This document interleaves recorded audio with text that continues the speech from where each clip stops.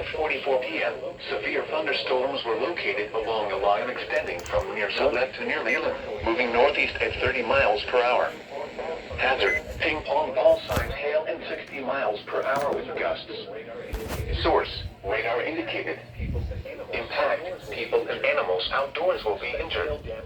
Expect hail damage to roofs, sidings, windows, and vehicles. Expect wind damage to roofs, siding, and trees.